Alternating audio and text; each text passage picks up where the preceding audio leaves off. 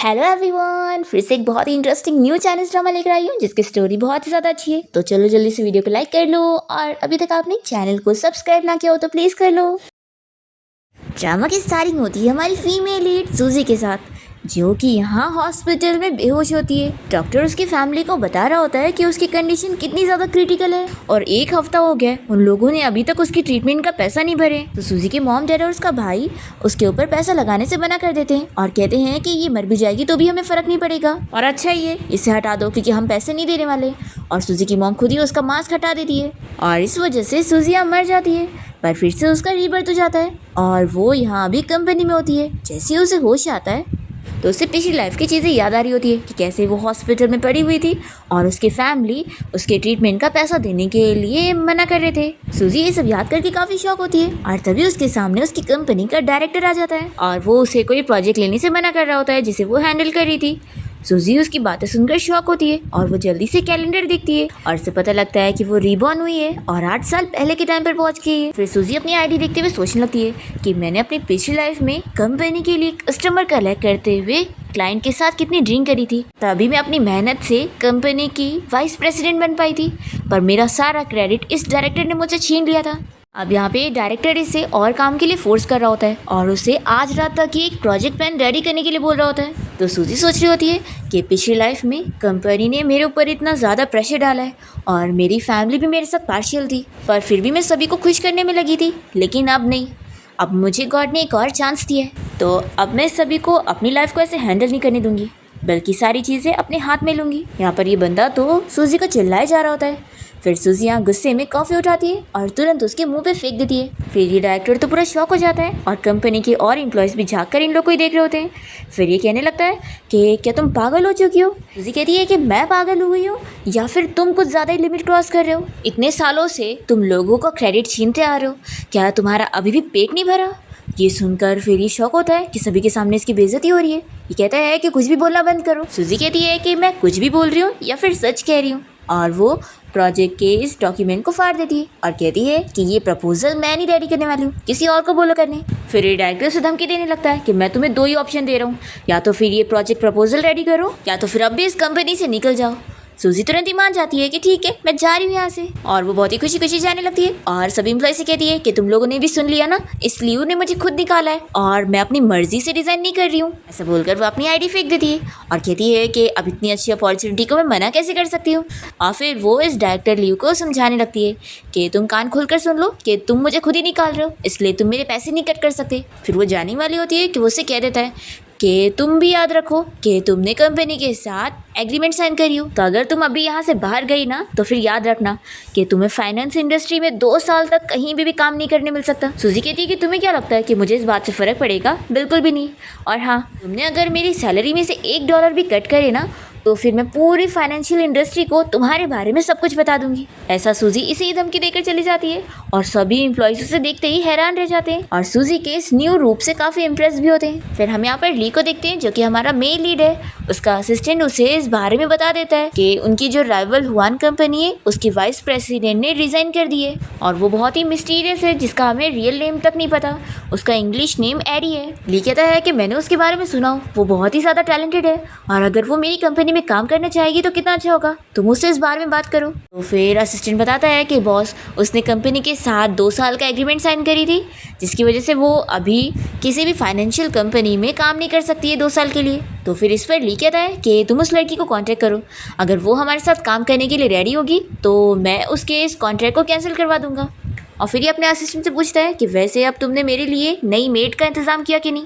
तो असिस्टेंट उसे housing company की तरफ से कुछ मेड के ऑप्शन दिखाता है। फिर ली उन लड़कियों की लिस्ट देखता है जिनमें से उसे एक सूजी का नाम मिलता है, तो वो उसे तुरंत ही चूज़ कर लेता है। फिर नेक्स्ट डे हम सूजी को देखते हैं जो कि अपनी फ्रेंड से बाहर मिलने जाती है और उसे बहुत ही खुशी खुशी बता रही होती है कि कंपनी ने उसे खुद ही निकाल दिए और उसकी लाइफ में उसे आसानी मिली और उसे उल्टा कंपेंसेशन भी मिला। तो सूजी की फ्रेंड लिसा ये सुनकर बहुत ही खुश होती है और कहती है कि ये तो कितनी अच्छी बात है। और फिर तभी इतने में सूजी को उसकी डैड की कॉल आ जाती है और वो उसे कहने लगते हैं कि तुम्हारी सैलरी अभी तक हमें मिली क्यों नहीं। तो सूजी अपने डैड से कह देती है कि मैंने ऑलरेडी आप लोग को बहुत पैसा दे चुकी हूँ और वो तो आपके पास रखा ही होगा, तो आप लोग मुझसे और क्यों मांग रहे हैं। तो फिर सूजी की मॉम तुरंत ही फ़ोन लेकर उसे डांटने लगती है और कहती है कि भूलो मत कि हमने भी तुम्हारे ऊपर काफ़ी पैसे लगाए हैं और तुम्हारे स्कूल के ऊपर भी कितना पैसा खर्च हुआ है। तो सूजी उन्हें याद दिलाती है कि आप ना लगता है भूल गई हैं कि मैंने अपनी स्कूल का पैसा अपने पार्ट टाइम जॉब्स करके भरी हूँ, इसलिए अब आप मुझे अनग्रेटफुल का ये ताना वगैरह नहीं दे सकती हैं।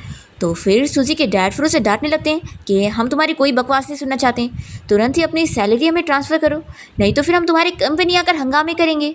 तो सूजी बताती है कि आप लोग की वजह से ऑलरेडी मुझे कंपनी से फायर किया जा चुका है। तो उसके मॉम डैड को यकीन नहीं होता और वो लोग कहते हैं कि ज़रूर तुम पैसे ना देने के लिए झूठ बोल रही हो। सूजी कहती है कि ठीक है, अगर आप लोग को यकीन नहीं आ रहा तो खुद मेरी कंपनी जाकर हंगामे करके देख लो, फिर पता लग जाएगा। और वैसे मॉम डैड, अब मेरे पास भी पैसे नहीं है और मेरी जॉब भी चली गई, तो आप लोग का फ़र्ज़ बनता है ना मुझे कुछ पैसे देने के लिए। तो पैसे देने का नाम सुनकर सूजी की मॉम डैड तो डर जाते हैं और जल्दी से उसका कॉल कट करते हैं और सोचते हैं कि वो हमें अब ब्लैकमेल कर रही है। दूसरी तरफ हम देखते हैं कि सूजी की फ्रेंड लिसा उसे कहने लगती है कि सच में तुम्हारी फैमिली कितनी ज़्यादा बेकार है।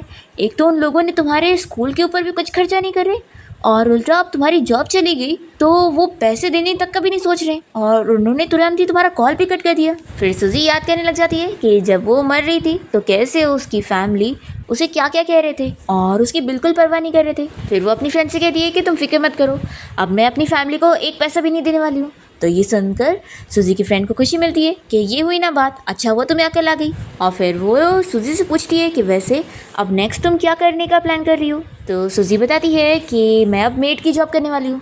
ये सुनकर लिसा को शौक लगता है और वो कहती है क्या तुम जो कि फाइनेंस कंपनी की वाइस प्रेसिडेंट थी, अब तुम मेड की जॉब करने का सोच रही हो। तो सूजी कहती है कि मेड की जॉब में क्या खराबी है, देखो कोई भी जॉब बड़ी या छोटी नहीं होती। तो फिर सूजी की फ्रेंड कहने लगती है कि मैं बस इसलिए कह रही हूँ कि ये तुम्हारी टैलेंट का वेस्ट है, आखिर तुम इतनी बड़ी फाइनेंशियल जीनियस हो, एक काम करो क्यों ना तुम मेरी कंपनी में काम करने आ जाओ।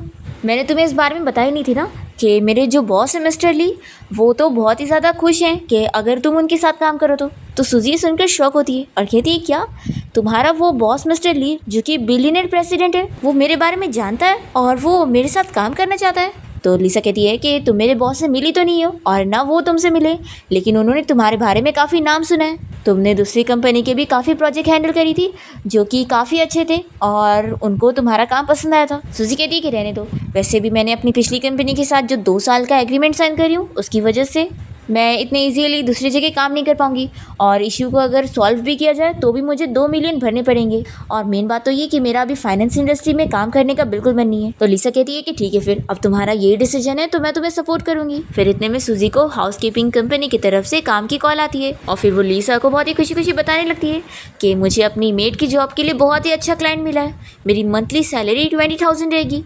ये सुनते के साथ ही लिसा कहती है कि तुम्हारी सैलरी कितनी अच्छी है, मेरे से भी ज़्यादा है तो। और फिर सूजी अपने उस क्लाइंट की इन्फॉर्मेशन देखकर लिसा को कहती है कि लेकिन कितना बड़ा कोइंसिडेंस है, मेरा बॉस कोई और नहीं बल्कि तुम्हारी कंपनी के बॉस मिस्टर ली है।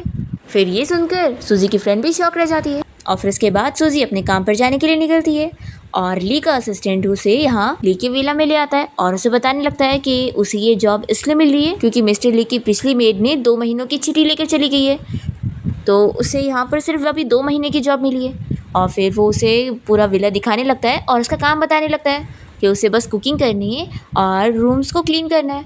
और फिर वो उसे मिस्टर ली का टाइम शेड्यूल भी दे देता है कि उसी के हिसाब से ही वो टाइम पर कुकिंग किया करे। और वो ये भी कह देता है कि वैसे मिस्टर ली को किसी भी आउटसाइडर के साथ कांटेक्ट करना पसंद नहीं है क्योंकि वो थोड़े कोल्ड टाइप के हैं, इसलिए आपको यहाँ पे रहने नहीं मिल सकता है। ये कहती है कि मैं समझ गई, मैंने विला के पास में एक घर रेंट पर ले ली हूँ और मैं वहीं पर रहा करूँगी ताकि मुझे काम पर आने में आसानी हो और फिक्र मत करो, मैं बॉस को भी कोई डिस्टर्ब नहीं करने वाली हूँ। और फिर ये कॉन्ट्रैक्ट पर साइन कर लेती है और फिर इसके बाद सूजी अपने काम पर लग जाती है। डिनर रेडी करने के बाद वो टाइम होते ही अपना यहाँ से स्कूटी से जाने लगती है और उसके जाने के बाद हम देखते हैं कि ली यहाँ घर पर आ जाता है और वो खाने के टेबल पर ये सारा खाना देखते हुए मुँह बना रहा होता है और कहता है कि क्या सच में ये खाने लायक होगा, अभी पता नहीं वो मेड ने कैसा बनाई होगी। फिर असिस्टेंट तो डर रहा होता है कि लगता है ली को ये सब बिल्कुल पसंद नहीं आया। तभी ली डरते डरते मुंह में खाने डालता है और असिस्टेंट कहने लगता है कि बॉस अगर आपको अच्छा नहीं लगा है तो अभी आप मुंह से थूक दो, मैं आपके लिए कुछ और खाने का अरेंजमेंट करवाता हूँ। और ली तो खाना खाकर बहुत ही खुश हो जाता है और वो जल्दी से सारी डिश खाने लगता है और फिर पेट भर खाना खाने के बाद वो तारीफ़ करता है कि खाना दिखने में अच्छा नहीं है तो क्या हुआ, टेस्ट में बहुत ही अच्छा है। और फिर ये असिस्टेंट से पूछता है कि वैसे वो सूजी है कहाँ पर। तो फिर ये बताता है कि बॉस आपको आउटसाइडर लोग पसंद नहीं है, इसलिए वो आपको डिस्टर्ब ना करने के लिए यहीं के पास वाले घर में रेंट पर रहने चली गई है। ली कहता है कि एक काम करो, तुम उसे रेंट का 3 गुना ज़्यादा दे दो तो असिस्टेंट तो ये सुनकर शॉक हो जाता है। फिर नेक्स्ट मॉर्निंग हम देखते हैं कि सूजी यहाँ टाइम पर ली के घर पे पहुँच जाती है और बहुत ही मेहनत से उसके लिए ब्रेकफास्ट रेडी कर दिए और फिर वो जाकर उसके डोर पे नॉक कर दिए और तभी अचानक से ली दरवाज़ा खोल लेता है और सूजी गलती से उसी को जाके टकरा जाती है और फिर वो तुरंत ही उससे दूर होकर सॉरी कहने लगती है। तभी यहाँ पर ली तो शॉक होता है कि उसका शर्ट पूरा खुल गया है, तो ये जल्दी से जाकर उसके शर्ट के बटन लगाती है और कहती है कि बॉस मैंने जानबूझ के ऐसा नहीं करी। फिर ली बहुत ही शाय होने लगता है और तुरंत ही दूसरी तरफ फेस करके उसे पूछता है कि क्या ब्रेकफास्ट रेडी है। फिर वो तुरंत ही अपना ड्रेस चेंज करने के लिए अंदर चला जाता है। फिर सूजी भी बहुत ही खुश होने लगती है कि उसका बॉस तो कितना ज़्यादा हैंडसम है। वो सोचती है कि लगता है ये कोल्ड नहीं है, बस इसे लड़कियों से बातें करना नहीं आता है। और फिर रात में हम देखते हैं कि सूजी अपना काम ख़त्म करने के बाद कोई स्टॉक खरीद रही होती है जिसमें उसे फ़ायदा हो गया होता है और ये सोचती है कि वाह मैंने एक्स्ट्रा 30,000 अर्न कर ली हूँ। और वो सूजी को आवाज़ देता है, वो नहीं सुनती तो ये उसके पास आके बैठ जाता है और उसके लैपटॉप में देखने लगता है कि वो क्या कर रही है। फिर कहता है कि क्या तुम्हें भी स्टॉक की नॉलेज है। जैसी सूजी उसकी तरफ देखती है तो वो शॉक हो जाती है और कहती है कि कुछ नहीं बॉस, बस मैं थोड़ा एक्स्ट्रा पैसे कमाने का सोच रही थी। ये कहता है कि तुम्हारा विजन अच्छा है, तुमने बहुत ही सही कंपनी के स्टॉक्स खरीदी थी और वैसे तुम्हें पता है मैंने भी उस कंपनी का प्रोजेक्ट लेना चाहता, लेकिन वन कंपनी की जो वाइस प्रेसिडेंट थी उसने मेरे से पहले ही वो प्रोजेक्ट ले ली थी। और तुम्हें पता है वो बहुत ही मिस्टीरियस लड़की है, किसी को भी उसका नाम तक नहीं पता, बस उसका सरनेम पता है। और फिर ली कहता है कि वैसे तुम्हारा सरनेम भी तो जी है ना। तभी सूजी जल्दी से टॉपिक को चेंज करते हुए कहती है कि बॉस डिनर रेडी है तो आपको आप खा लेना चाहिए। तो फिर ली डिनर के लिए जाने लगता है और सोचता है कि ये बस कोइंसिडेंस होगा, आखिर ये वो लड़की थोड़ी ना होगी। फिर ये बैठता है और सूजी को भी पूछता है कि तुम भी आकर साथ में बैठ जाओ। तो ये कहती है कि नहीं बॉस, मैं पहले खा चुकी हूँ। फिर ये बताने लगता है कि वैसे कल मुझे एक इंपॉर्टेंट मीटिंग के लिए जाना है, तो तुम्हें कल मैं आधे दिन की छुट्टी दे रहा हूँ, तुम्हें कल कुकिंग करने की ज़रूरत नहीं है। और हाँ, तुम मुझे अपना नंबर दे देना ताकि मैं कभी भी तुम्हें ईजिली कॉन्टैक्ट कर सकूँ। सूजी ये सुनकर कुछ नहीं कह रही होती है, तो वो कहता है कि हाँ तो बोलो। फिर वो उसे हाँ बोलती है और ये खुश होने लगता है।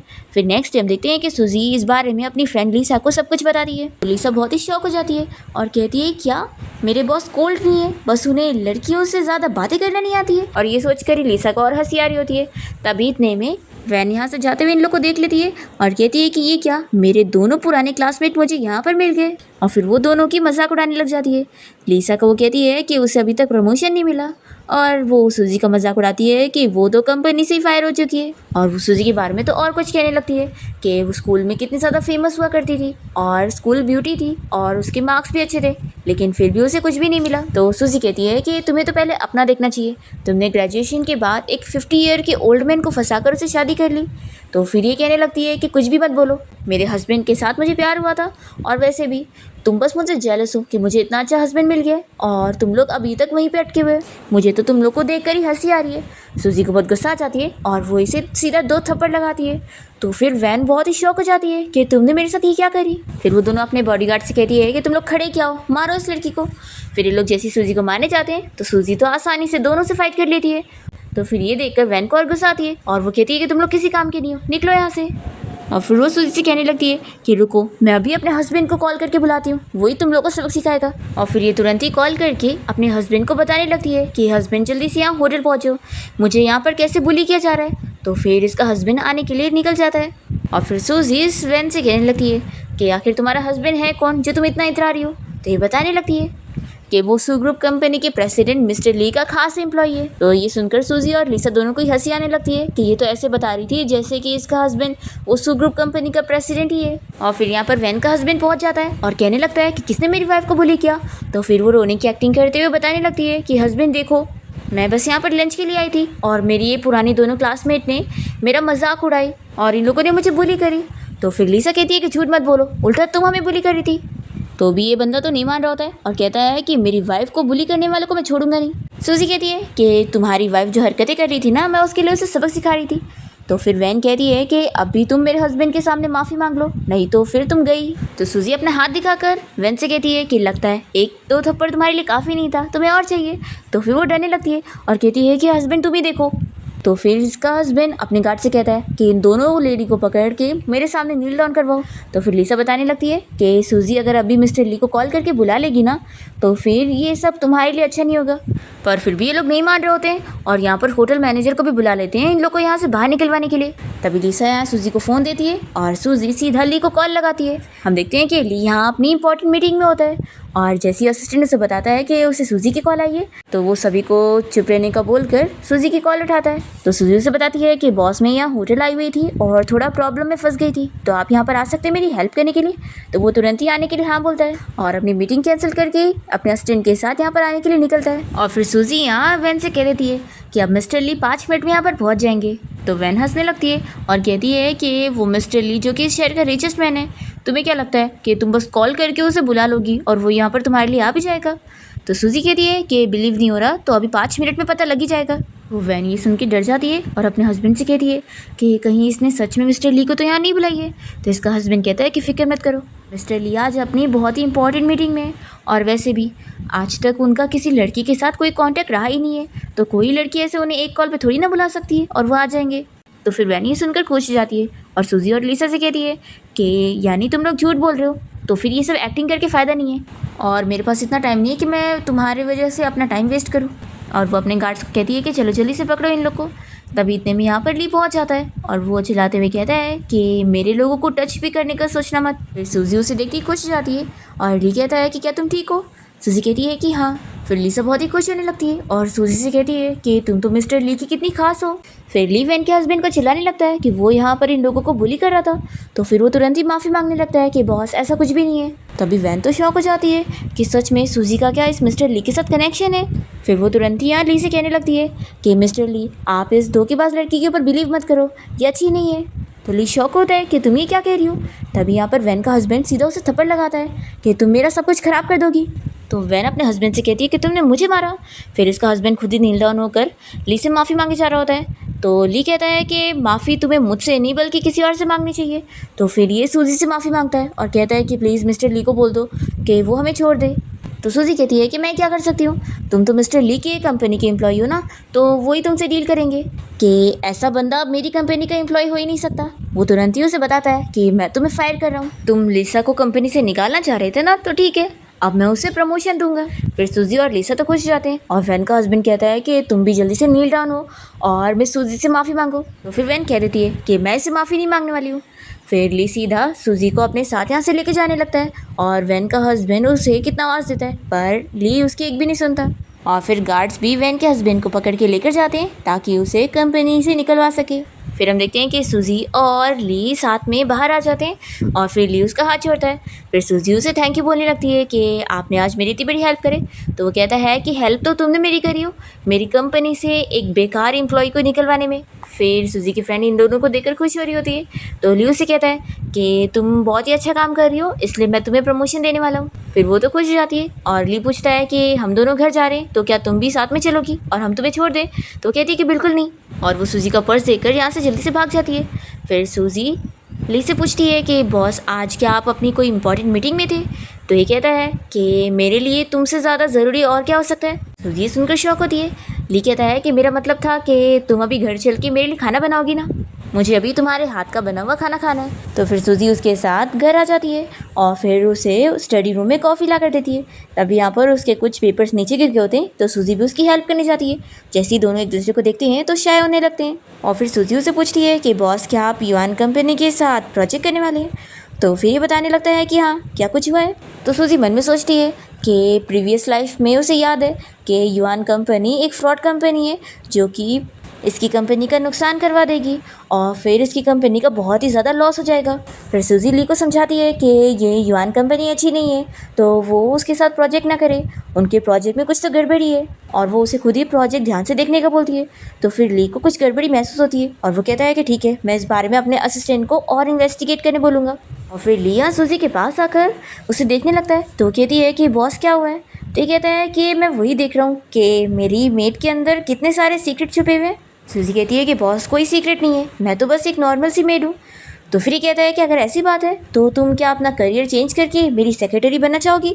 तो सूजी इसके लिए तुरंत ही मना करती है और कहती है कि मैंने ऑलरेडी अपनी कंपनी के साथ 2 साल का कॉन्ट्रैक्ट साइन करी थी, इसलिए मैं कोई और कंपनी के साथ काम नहीं कर सकती हूँ। तो ये कहता है कि अच्छा, तो मैंने सही अंदाज़ा लगाया था कि तुम भी इसी इंडस्ट्री से बिलोंग करती हो। फिर सूजी कहती है कि बॉस मैंने खाना रेडी कर चुकी हूँ, तो मेरा काम हो गया है, मैं जा रही हूँ अब यहाँ से। पर तभी इतने में बाहर बारिश होने लगती है।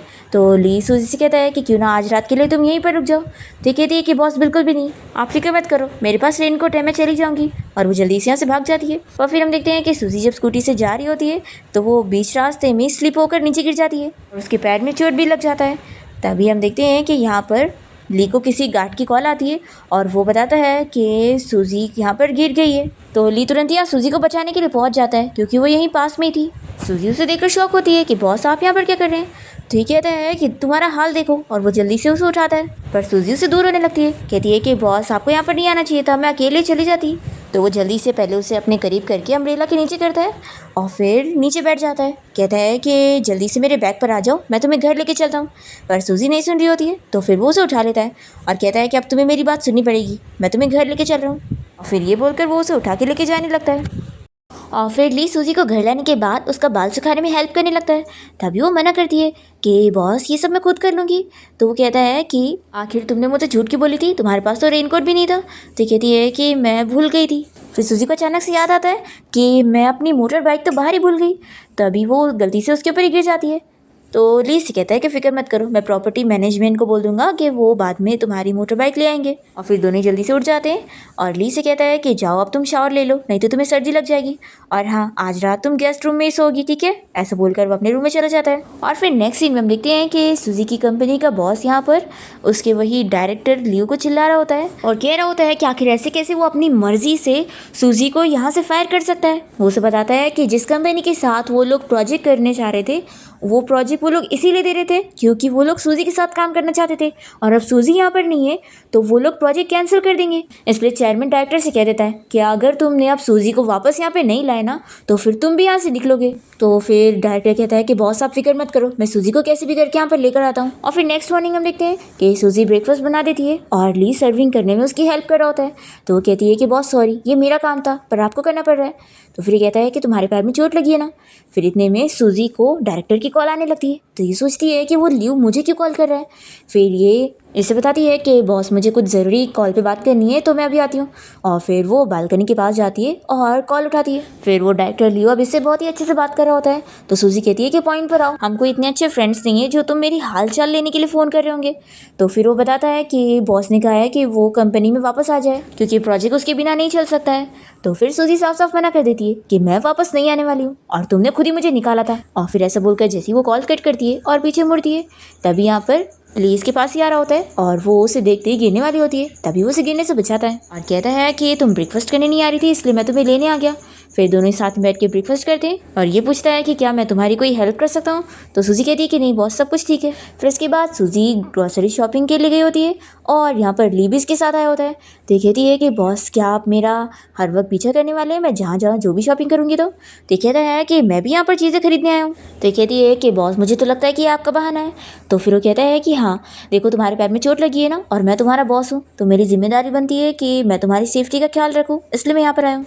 अब तभी इतने में सूजी का एक्स बॉयफ्रेंड इसे और ली को ऐसे साथ देखकर बहुत ही गुस्सा होने लगता है कि अच्छा अब मुझे पता चला कि ब्रेकअप के बाद मैंने इतने मैसेज किया था तो इसने कुछ भी रिप्लाई क्यों नहीं दी, क्योंकि इसने ऑलरेडी पहले किसी को ढूंढ के रखी थी। फिर ये सूजी को अकेला देखकर उसके पीछे पड़ जाता है और उसे बातें सुनाने लगता है और उसके कैरेक्टर पे उंगली उठा रहा होता है। तो फिर वो सीधा उसे थप्पड़ लगाती है। तभी हम देखते हैं कि ली जूस लेने गया होता है और वो देखता है कि यहाँ पर भीड़ लग गई है। तो वो जल्दी से देखने जाता है, यहाँ पर जियांग सूजी को पंच मारने वाला होता है। तो वो जल्दी से ली से रोक लेता है और उसे खूब मारने लग जाता है। तो सूजी जल्दी से उसे रोकती है और कहती है कि फाइटिंग मत करो, यहाँ पर कैमरा लगे हैं। तो फिर सूजी के कहने पर ली उसे मारने के लिए रुक जाता है और उससे पूछता है कि तुम्हें कहीं चोट तो नहीं आई। तो सूजी कहती है कि मैं ठीक हूँ लेकिन सॉरी मैंने तुम्हें प्रॉब्लम में डाल दी। तो ली कहता है कि तुम ऊपर देखो, देखो तुमने उसे इंस्टिगेट नहीं करी थी ना तो इसमें तुम्हारी कोई गलती नहीं है, तो तुम्हें अपने आप को ब्लेम करने की ज़रूरत नहीं है। और हाँ अब मैं तुम्हारे साथ हूँ ना तो तुम्हें कोई भी ऐसे बुली नहीं कर सकता। फिर तभी यहाँ पर पुलिस ऑफिसर आ जाते हैं और इन सभी को पकड़ के पुलिस स्टेशन लेकर जाते हैं। और जियांग अभी भी ली के ऊपर बहुत ही गुस्सा हो रहा होता है कि उसने उसे मारा कैसे। तभी ऑफिसर कहने लगते हैं कि फाइट किसने शुरू किया था और वो ली से उसका नाम पूछते हैं। जैसे ही ली अपना नाम बताता है तो ये सभी शॉक हो जाते हैं, क्योंकि इनको पता लग जाता है कि वो ही इस शहर का रिचेस्ट मैन मिस्टर ली है। फिर यहाँ पर वो लोग उसका और सूजी का रिलेशन पूछते हैं, तो फिर ये बताता है कि मैं सूजी का बॉयफ्रेंड हूँ और ये मेरी गर्लफ्रेंड को परेशान कर रहा था, इस वजह से मेरी इसके साथ फाइट हुई। और सूजी ऑफिसर को जियांग के बारे में भी बताने लगती है कि ये उसका एक्स बॉयफ्रेंड है और उसकी फाइटिंग करने की हमेशा की आदत है। फिर जब पुलिस ऑफिसर को ये चीज़ पता लगती है तो फिर वो जियांग को ही चिल्लाते हैं कि इसमें गलती उसकी थी और वो इन लोगों को छोड़ देते हैं। फिर कार से जाते हुए ली सूजी से पूछने लगता है कि आखिर तुम्हारी आंखें इतनी खराब कैसे हुई जो तुमने इतना बेकार बॉयफ्रेंड ढूंढी थी। सूजी इस पर कुछ नहीं कहती है और फिर ली अचानक से कार रोककर सूजी से पूछने लगता है कि तुम मेरे बारे में क्या सोचती हो। तो फिर ये काफ़ी शौक होती है और कहती है कि बॉस आप बहुत ही अच्छे हो और आप तो इतने एक्सीलेंट हो कि आपको बहुत सारी लड़कियां लाइक करती होंगी। तो ये कहता है कि क्या तुम समझ नहीं पा रही हो मैं क्या कह रहा हूँ। तभी इतने में सूजी उसे बताती है कि बॉस ग्रीन लाइट हो गई है। फिर वो कार चलाने लगता है और ये सोचती है कि आखिर इसके कहने का क्या मतलब था, क्या ये मुझे लाइक करता है। फिर अपने आप को समझाती है कि नहीं, ये मेरा बॉस है और मैं तो इसकी मेड हूँ बस, इसलिए मुझे इस बारे में ज़्यादा नहीं सोचना चाहिए। फिर ली से इसके घर के बाहर तक ले आता है और सूजी कहती है कि बॉस साहब आप जाओ, मैं अकेले चली जाऊंगी, और जल्दी से भाग जाती है। और फिर जैसे ही वो अपने रूम के बाहर तक पहुंचती है तभी यहाँ पर इसे वही डायरेक्टर ल्यू मिल जाता है, जो कि इसके लिए बहुत सारे गिफ्ट लेकर आया होता है इसे मनाने के लिए। और वो उसे कहने लग जाता है कि वो वापस से कंपनी आ जाए, पर सूजी इसे फिर से साफ मना कर देती है कि मैं दोबारा वहाँ पर काम नहीं करने वाली हूँ और तुमने मेरा बहुत क्रेडिट ले चुके हो, तो सोचना भी मत कि मैं तुम्हारी बात सुनूंगी। और वो जल्दी से अपने घर में जाकर दरवाज़ा भी बंद कर लेती है। तो फिर इस डायरेक्टर ली को बहुत ही गुस्सा आती है इसके ऊपर। फिर हम देखते हैं कि ली यहाँ जब कार में बैठा होता है तो वो सूजी को मैसेज करता है कि क्या तुम घर पहुँच गई। तो वो हाँ बोलती है। फिर ये पूछने लगता है कि आज जो मैंने बोला था उसके बारे में तुम क्या सोच रही हो। तो सूजी कहती है कि मुझे थोड़ा और टाइम चाहिए। और फिर सूजी बहुत ही नर्वस होने लगती है कि बॉस ने अपना लव मुझे कन्फेस कर दिया तो फिर क्या होगा। यहाँ ली अपने आप को समझा रहा होता है कि मुझे इतनी जल्दी नहीं करनी चाहिए। और फिर नेक्स्ट डे हम देखते हैं कि ली जब अपनी कंपनी में होता है तो उसका असिस्टेंट आकर उसे गुड न्यूज़ देता है कि अच्छा हुआ बॉस, हमने युआन कंपनी के साथ अपना कॉन्ट्रैक्ट टर्मिनेट कर दिए थे, क्योंकि इन्वेस्टिगेशन करने के बाद पता लगा है कि वो लोग सच में फ्रॉड कर रहे हैं, हमारा बाद में बहुत ही नुकसान हो जाता। फिर ये सुनकर ली खुश होता है कि अच्छा हुआ मैंने सूजी की बात सुन लिया था। और फिर ली इस बारे में अपने असिस्टेंट को भी बता देता है कि उसे सूजी नहीं बताई थी, तभी तो उसने युआन कंपनी के साथ इन्वेस्टिगेशन करने के लिए बोला। और फिर ये अपने असिस्टेंट को ये भी बताता है कि मुझे वो वाइस प्रेसिडेंट मिल गई है जो कि बहुत ही मिस्टीरियस थी और हम उसके साथ काम करना चाहते थे। प्रेसिडेंट कहता है कि बॉस कहीं ऐसा तो नहीं क्या बोलने वाले हैं कि वही मिस सूजी है। ली कहता है कि तुम बिल्कुल सही समझ रहे हो।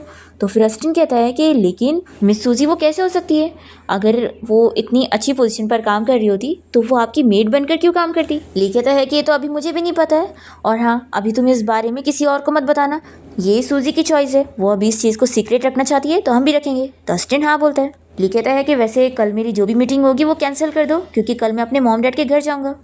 और फिर हम देखते हैं कि ली अपने मॉम डैड के घर जाकर उनके साथ लंच कर रहा होता है। तभी ली के डैड उससे कंपनी के बारे में बात करने लग जाते हैं।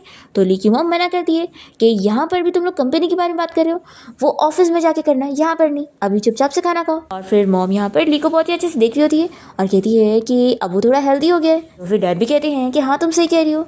तो फिर ली बताता है कि ये सब उसके अच्छे खाने का कमाल है। तो ये सुनते के साथ ही ली के मॉम डैड खुश हो जाते हैं और पूछते हैं कि जल्दी बताओ कि वो लड़की है कौन, क्या तुम किसी को डेट कर रहे हो। तो फिर ली स्माइल करने लग जाता है। तो मॉम कहती है कि यानी हम लोगों ने एकदम सही समझा है। फिर मॉम डैड दोनों उससे पूछने लगते हैं कि चलो जल्दी से बता दो ताकि हम लोग भी तुम्हारी कोई हेल्प कर सके। तो फिर ली कहता है कि मॉम डैड अभी उस लड़की ने मुझे हाँ भी नहीं बोली है, तो आप लोग ऐसे मत बोलो। फिर मॉम डैड कहते हैं कि ठीक है हम समझ रहे हैं, लेकिन जब तुम उस लड़की को डेट करने लगना तो जल्दी से उसे हमसे मिलवाने के लिए लेकर आना। तो फिर ली इसके लिए मान जाता है और मॉम कहती है कि वैसे आज तुम्हें छुट्टी लेकर आए होंगे ना, तो फिर आज तुम मेरे साथ शॉपिंग करने चलोगे, मुझे तुम्हारी गर्लफ्रेंड के लिए कुछ गिफ्ट लेना है। फिर नेक्स्ट सीन में हम सूजी को देखते हैं, उसके अंकल आंटी उसके घर पे उससे मिलने आए होते हैं और उसकी काफ़ी फिक्र कर रहे होते हैं कि उसकी जॉब चली गई है। तभी सूजी कहती है कि आप लोग फिक्र मत करो, मुझे एक मेड की जॉब मिल गई है और मैं काफ़ी अच्छे से काम कर रही हूँ। तो फिर अंकल कहते हैं कि तुम आखिर ऐसी मेहनत वाली जॉब क्यों कर रही हो, तुम कहो तो मैं हूँ ना, तुम्हारा अंकल तुम्हारे लिए कमा सकता है। सूजी कहती है कि नहीं मुझे इतनी मेहनत नहीं करनी पड़ती है और ये जॉब मुझे पसंद है। और वो पूछती है कि वैसे आप लोग अचानक से मुझसे मिलने कैसे आए। तो फिर वो लोग बताते हैं कि हम लोग तुम्हारी फिक्र भी कर रहे थे और तुम्हें एक अच्छे लड़के से हमें इंट्रोड्यूस भी करवाना था। देखो वो सच में बहुत ही अच्छा है, तुम्हें शायद पसंद आ जाएगा। हाँ अगर नहीं भी पसंद आया तो तुम उसे रिजेक्ट कर सकती हो, ये तुम्हारी मर्जी होगी। सूजी मन में सोचती है कि अब अंकल आंटी की यही खुशी है तो मुझे अभी इन्हें हाँ बोल देना चाहिए, आखिर वो मेरी फिक्र करते हैं। फिर वो ब्लाइंड डेट के लिए मान जाती है और जब वो उस बंदे के साथ डेट पर पहुंचती है तो वो सूजी को बिल्कुल पसंद नहीं आता है और सूजी सोचती है कि आखिर अब इसे मैं पोलाइटली कैसे रिजेक्ट करूंगी। तभी हम देखते हैं कि इसी रेस्टोरेंट के बाहर ली अपनी मॉम के साथ शॉपिंग करके जा रहा होता है और तभी वो यहाँ पर सूजी को देख लेता है।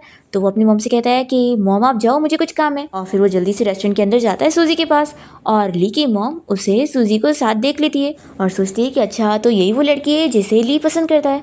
फिर वो अपना यहाँ से चली जाती है और फिर हम देखते हैं कि ली तो यहाँ पर सूजी की ब्लाइंड डेट खराब करने के लिए उस बंदे को बता देता है कि मैं इसका बॉयफ्रेंड हूँ और तुम इसे डेट नहीं कर सकते। तो फिर ये ब्लाइंड डेट बहुत ही गुस्सा हो जाता है कि जब तुम्हारे पास पहले से ही बॉयफ्रेंड था तो तुम यहाँ डेट पर क्यों आई, और वो चला जाता है। और फिर लिया बैठकर सूजी से कहने लगता है कि तुम्हें नहीं लगता कि तुम मेरे साथ गलत कर रही हो, तुम जानती हो ना कि मैं तुमसे क्या चाहता हूँ और तुमने मुझसे टाइम ली थी, तो ऐसे कैसे तुम दूसरे के साथ डेट पर जा सकती हो। तो सूजी उसे क्लियर करती है कि मैं यहाँ पर अपनी मर्जी से उसके साथ डेट पर नहीं आई थी, वो तो मेरे अंकल आंटी ने मुझे इसे इंट्रोड्यूस करवाया था और मैं अपने अंकल आंटी को मना नहीं कर पाई और मैं इसे अभी मना करने वाली थी। और वैसे ये बताओ कि तुम अचानक से यहाँ पर कैसे आ गए, तुम तो अपने मॉम डैड के घर पे गए थे ना लंच के लिए। तो ये बताता है कि मैं अपनी मॉम के साथ यहीं पर ही शॉपिंग के लिए आया था और फिर मैंने जैसे तुम्हें देख लिया तो मैं यहाँ पर आ गया। तो ये कहती है कि फिर तुमने आंटी को बाहर ही छोड़कर आ गए। ली कहता है कि नहीं, वो ड्राइवर के साथ ऑलरेडी घर जा चुकी होंगी। तो सूजी कहती है कि ठीक है फिर मैं भी अपने घर जाती हूँ। तो ली कहता है कि रुको, मैं तुम्हें छोड़ने चलूँगा। फिर हम देखते हैं कि सूजी जब अब यहाँ अपने घर पे होती है तो ली उसे मैसेज करके कह देता है कि दोबारा अगर तुम ब्लाइंड डेट पर गई ना तो मैं तुम्हारी सैलरी कट कर दूंगा। फिर तभी इतने में सूजी को उसके अंकल की कॉल आ रही होती है। तो फिर सूजी सोचती है कि क्या वो वापस से उसे ब्लाइंड डेट पर जाने के लिए बोलेंगे। फिर ये अपने अंकल का कॉल उठा लेती है और सूजी के अंकल आंटी उससे कॉल पे कहते हैं कि उसके पास पहले से ही बॉयफ्रेंड था तो उसे पहले ही बताना चाहिए था। वो लोग तो और ज़्यादा खुश जाते हैं और कहते हैं कि क्यों ना तुम अपने बॉयफ्रेंड को घर लेकर आओ। तो सूजी कहती है कि ठीक है फिर मैं नेक्स्ट टाइम उसे ज़रूर लेकर आऊँगी। तो फिर ये लोग कहते हैं कि नेक्स्ट टाइम नहीं, कल ही लेकर आओ। फिर सूजी को मानना पड़ जाता है और वो ली को मैसेज करके इस बारे में पूछती है कि क्या तुम मेरी एक हेल्प कर सकते हो, मेरे एक दिन के बॉयफ्रेंड बनने का प्रिटेंड करो और मेरे अंकल आंटी से मिल लो। ये मैसेज पढ़कर ली तो शॉक हो जाता है और तुरंत ही उसे हाँ बोलता है और फिर वो सूजी के साथ उसके अंकल आंटी के घर पहुंचता है। तो सूजी के अंकल आंटी तो ली को देखकर बहुत ही खुश जाते हैं और कहते हैं कि ये तो कितना हैंडसम है, तुम दोनों सच में परफेक्ट मैच हो। और फिर अंकल ली को इस बारे में बताने लगते हैं कि सूजी के पेरेंट्स अच्छे नहीं है और वो ठीक से उसका ख्याल भी नहीं रखते हैं। तो ली कहता है कि अंकल आंटी आप लोग फिक्र मत करो, मैं सूजी का अच्छे से ख्याल रखूंगा और उसे बिल्कुल भी सफ़र करने नहीं दूंगा। तो ये सुनकर अंकल और आंटी तो खुश हो जाते हैं और फिर अंकल सूजी को इस बारे में बताने लगते हैं कि उसके भाई ने किसी के साथ फाइट किया था, जिसके बाद फिर उसके भाई को पुलिस लेकर गई और उसे 10,000 अभी भरना भी है। सूजी कहती है कि सच में ये बस मुसीबत खड़ी करता रहता है। फिर अंकल कहते हैं कि अभी थोड़ी देर में हम तुम्हारे मॉम डैड के घर चलेंगे। और फिर ये लोग जैसे ही वहाँ पर पहुँचते हैं तो सूजी अपने भाई को सबक सिखाना चाह रही होती है। तो उसके मॉम डैड यहाँ पर उसे कहने लगते हैं कि तुम्हें तो अपने भाई की फिक्र करनी चाहिए। तो ये कहती है कि अगर आप लोग नहीं चाहते कि वो जेल जाए तो फिर आप लोग उसके बदले में वो $10,000 दे दो। तो ये लोग कहते हैं कि वो कितना ज़्यादा पैसा है, तुम्हें अपने भाई के लिए इतना पैसा तो देना ही चाहिए। सूजी पैसे देने के लिए मना कर देती है। तभी इतने में उसका भाई बाहर आ जाता है और कहता है कि आप लोग क्या आवाज़ कर रहे हैं। सूजी अपने भाई को चिल्लाती है कि तुम थोड़ा काम कर लो तो ज़्यादा अच्छा होगा। फिर वो सूजी के ऊपर हाथ उठाने जा रहा होता है तो जल्दी से ली उसका हाथ रोकता है। तो ये देखकर सूजी खुश हो जाती है और फिर सूजी के मॉम डैड ली से पूछने लगते हैं कि वो है कौन जो बीच में आ रहा है। तो ये बताता है कि मैं सूजी का बॉयफ्रेंड हूँ। तो फिर ये सुनते के साथ ही सूजी के डैड उसे कहने लगते हैं कि तुम क्या काम करते हो। तो सूजी जल्दी से ली को पीछे करती है और अपने मॉम डैड को बताती है कि मेरे बॉयफ्रेंड के पास कोई पैसे नहीं है और ना कोई जॉब है और इसे मैं खिलाती हूँ। तो फिर ये सुनकर सूजी की मॉम तो चिल्लाने लगती है और कहती है कि तुम कितनी बेकार लड़की हो। तो सूजी की बुराई सुनकर सूजी की आंटी को गुस्सा आता है और वो उसकी मॉम को सीधा एक थप्पड़ लगाती है। तो सूजी की मॉम डैड तो शॉक हो जाते हैं और फिर लोग सूजी को मनाने लगते हैं कि देखो तुम्हारे भाई को जेल हो जाएगी अगर तुम पैसे नहीं दोगी। तो ये कहती है कि इसने गलत किया है तो इसे तो जेल होनी चाहिए। फिर डैड कहते हैं कि कोई बात नहीं, अगर तुम्हें पैसे नहीं देने होते तुम बस शादी कर लो, हम लोग तुम्हारे लिए एक अच्छा लड़का ढूंढ के रखे और वो तुम्हारे नाम पर हमें बहुत सारी ब्राइड प्राइस भी देने वाला है। फिर ये सुनते के साथ ही अंकल कहने लगते हैं कि तुम कैसे डैड हो, अपनी बेटी की शादी किसी ओल्ड मैन से करवाने की बात कर रहे हो पैसों के लिए। तो सूजी अपनी मॉम से कहती है कि मेरे पास इससे ज़्यादा अच्छा आइडिया है, क्यों ना आप डैड से डिवोर्स लेकर उसी बंदे से शादी कर लो ताकि ये पैसे मिल जाए और आप अपने बेटे को बचा सको। तो फिर सूजी की मॉम डैड इस बात पर कहने लगते हैं कि तुम कैसी बेटी हो, अपने पेरेंट्स के लिए इतना नहीं कर सकती हो। और फिर सूजी के डैड उसके ऊपर हाथ उठाने जा रहे होते हैं तो अंकल उनका हाथ पकड़ के रोकते हैं। तो फिर सूजी के डैड कहते हैं कि ये मेरी बेटी है, मैं इसे मारूं चाहे कुछ भी करूं। तो फिर सूजी कहती है कि मैं आज आप लोग से एक चीज़ क्लियर कर दूं कि आज से मैं आप लोग के साथ रिश्ता तोड़ रही हूँ, अब मैं आप लोग की बेटी नहीं हूँ और अंकल आंटी वैसे भी मुझे अडॉप्ट करना चाहते थे तो मैं इनकी बेटी बनना चाहूँगी। तो फिर सूजी की मॉम कहती है कि हमने इतनी मेहनत से तुम्हें पाले, ऐसे कैसे तुम जा सकती हो। सूजी कहती है कि ठीक है, फिर आप लोग मुझे अपनी बेटी रखना चाहते हैं तो कोई बात नहीं, लेकिन आप लोग याद रखो कि आप लोग की वजह से मेरी जॉब गई है, तो फिर मैं भी अब घर में आके बैठूंगी और आप लोग मेरा भी खर्चा उठाएंगे और मुझे पैसे देंगे, और सबसे बेहतर होगा कि आप अपनी इस बेटी को कमाने के लिए भेजो। तो फिर सूजी की मॉम डैड इसके लिए मना कर देते हैं कि बिना मतलब के वो लोग उसे अपने पास नहीं रखना चाहते, और वो लोग अंकल आंटी से कहते हैं कि वो कितना दिन सूजी को पाल लेंगे। फिर सूजी को गुस्सा आती है कि मुझे पता था कि ये लोग अपने बेटे के लिए किसी भी हद तक जा सकते हैं। सूजी के अंकल आंटी उसके डैड से कह देते हैं कि अब उन लोगों ने ये बात कर ही ली है कि वो सूजी को अपनी बेटी नहीं मानना चाहते, तो फिर अच्छी बात है, अब हम सूजी को अडॉप्ट कर लेंगे और इसे हम पाल लेंगे।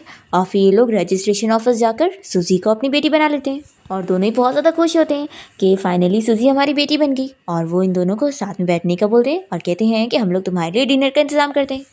और फिर ली यहाँ पर सूजी को कॉन्ग्रेचुलेट करने लगता है कि अब उसके पास नई फैमिली है। फिर वो उसे थैंक यू कहने लग जाती है, तो ये कहता है कि देखो अब तुम मुझे मेरे नाम से बुलाओ और बॉस मत बोलो। तो सूजी मान जाती है और ली कहता है कि वैसे अब मैंने तुम्हारी हेल्प किया तो मुझे भी तुम्हारी हेल्प चाहिए, मैं चाहता हूँ कि तुम भी मेरी गर्लफ्रेंड बनने का प्रिटेंड करो।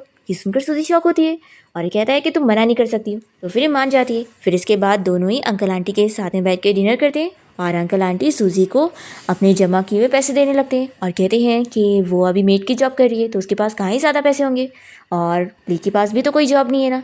तो फिर सूजी कहती है कि मैंने अपने मॉम डैड को उल्लू बनाने के लिए झूठ बोली थी, ली के पास जॉब है और ये फ्री थोड़ी ना है। तो फिर ये सुनकर अंकल आंटी खुश होते हैं और ली से पूछते हैं कि वैसे तुम क्या जॉब करते हो।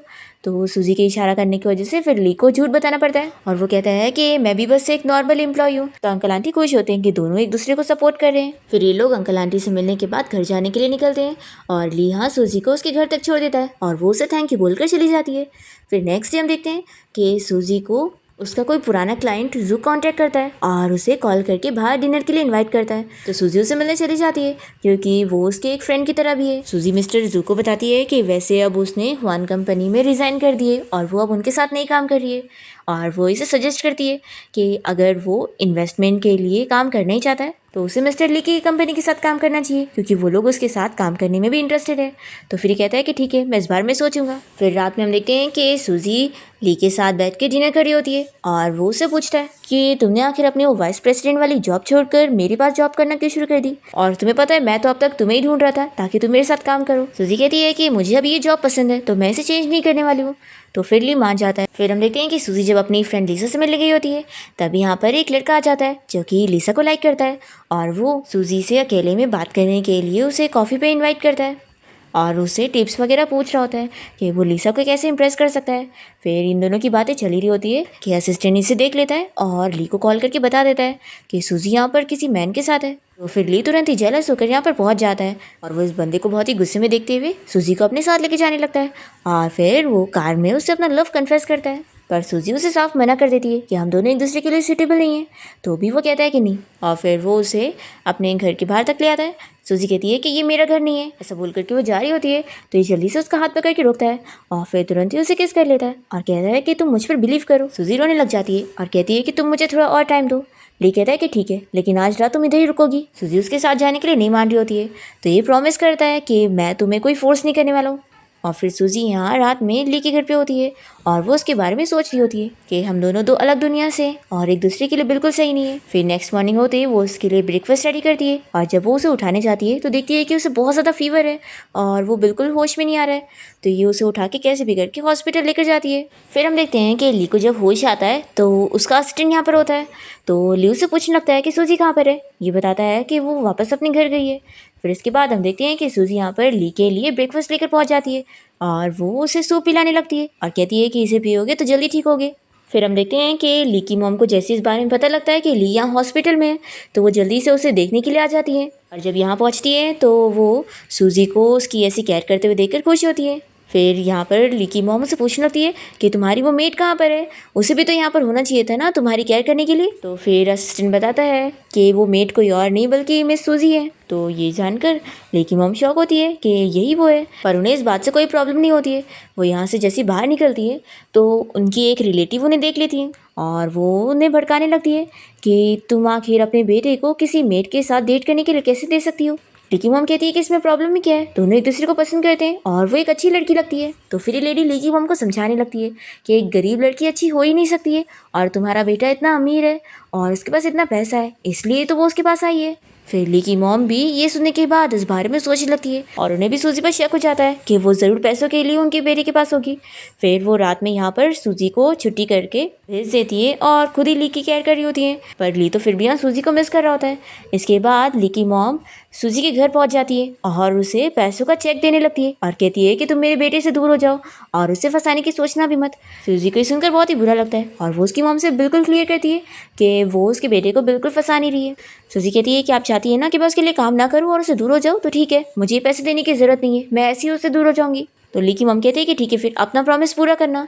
फिर जब इस बारे में ली को पता लगता है कि सूजी यहाँ पर नहीं है और उसकी मम उसे बता देती है कि उन्हीं ने ही सूजी को उससे दूर करी है, तो इसे फिर बहुत ही बुरा लगता है और ये तुरंत ही सूजी को ढूंढने जाता है। पर यहाँ पर सूजी दरवाज़ा नहीं खोलती है और उसे कहती है कि मुझे तुमसे कोई बात नहीं करनी है और हमारा अलग होना ही बेहतर है। और फिर दोनों ही एक दूसरे के लिए रो रहे होते हैं और एक दूसरे को मिस भी करने लगते हैं। इसके बाद हम देखते हैं कि ली के डैड के साथ मिस्टर जू बिजनेस डील करने के लिए रेडी हो जाते हैं और ली के डैड की कंपनी का काफ़ी फ़ायदा होता है और मिस्टर जू बताते हैं कि उन्हें ये बिजनेस डील करने के लिए सूजी ने सजेस्ट करी है, जो कि पहले हुआन कंपनी की वाइस प्रेसिडेंट थी और अब वो मिस्टर ली के लिए काम करती है और उसकी मेड की जॉब कर रही है। तो ये सुनकर ली के डैड को पता लगता है कि अच्छा, तो उनकी होने वाली डॉटर इन लॉ ने ही उनको ये फ़ायदा करवाई है। फिर वो इस बारे में ली की मॉम को जब बताने जाते हैं तो ली की मॉम पहले उन्हें बताती है कि उन्होंने पहले से ही ली और सूजी को अलग कर दी क्योंकि सूजी एक मेड है। तो फिर ये बताते हैं कि तुमने ऐसा क्यों करी, तुम्हें पता भी नहीं है उस लड़की के बारे में। और वो जब ली की मॉम को ये सब बताते हैं तो फिर मॉम को बहुत ही बुरा लगता है और वो कहती है कि मुझे अपनी गलती का एहसास हो गया, मैं जा रही हूँ अभी सूजी से माफ़ी मांगने के लिए। तो फिर ली के डैड उसकी मॉम को सजेस्ट करते हैं कि तुम कुछ मत करो, बच्चों को अपने हाल पर छोड़ दो, वो अपना खुद ही हैंडल कर लेंगे। फिर हम देखते हैं कि सूजी यहाँ काफ़ी अपसेट होती है और वो बहुत ही ड्रिंक कर लेती है, तो ली उसे अपने साथ लेकर जाता है और फिर दोनों यहाँ घर में अच्छा टाइम स्पेंड करते हैं। नेक्स्ट मॉर्निंग होती सूजी को याद आ रहा होता है कि कल रात जब वो ड्रंक थी तो उसने ली को किस कर ली थी। फिर जब वो बाहर जाती है तो ली ने उसके लिए ब्रेकफास्ट रेडी रखा होता है और वो उसे याद दिलाने लगता है कि रात में उसने उसे माफ़ भी कर दी थी। फिर सूजी भी उसे अपना लव कन्फेस करती है और कहती है कि अब वो उसे दूर नहीं होगी। और फिर ली सूजी को अपने मॉम डैड से मिलवाने के लेकर जाता है और ली की मॉम सूजी से माफ़ी मांग लेती है कि उन्होंने पहले उसे गलत समझी थी और उन्हें उसके बारे में कुछ पता ही नहीं था। तो फिर सूजी भी मान जाती है और इसके बाद हम देखते हैं कि ली एक बहुत बड़ी पार्टी रखता है और सभी के सामने वो सूजी को प्रपोज करता है और वो सूजी को एक सीक्रेट भी बताता है कि वो असल में उसे हाई स्कूल टाइम से जानता है और वो वही लड़का है जिसको उसने बुली होने से बचाई थी। फिर सूजी को भी वो याद आ जाता है और फिर दोनों की ग्रैंड वेडिंग हो रही होती है और दोनों की फैमिलीज बहुत ही खुश होते हैं। सूजी के अंकल आंटी ली के मॉम डैड के साथ यहाँ पर इस शादी को एंजॉय कर रहे होते हैं और एक साथ पूरी फैमिली बहुत ही खुश होते हैं। इसी के साथ इस ड्रामा की हैप्पी एंडिंग हो जाती है।